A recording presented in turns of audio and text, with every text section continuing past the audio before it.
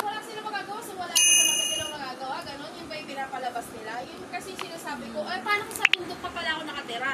Parang yung Jollibee na ano, yung madaling araw na. May yung Jollibee nila na nasa taas lang nila. Doon kami umorder kasi malapit lang. Hindi. Yung sa lagpas. Tuko? Hindi. Di ba yung Pleasant? As in, dito lang siya.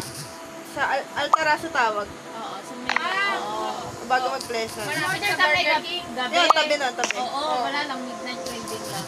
Ang tagal.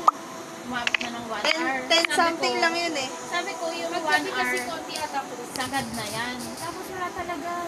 Natulog na kami lahat-lahat. Pag gising na, nagreklamo na. Madami yun. Parang fries, ano, burger, Dapat gano'n. sinabi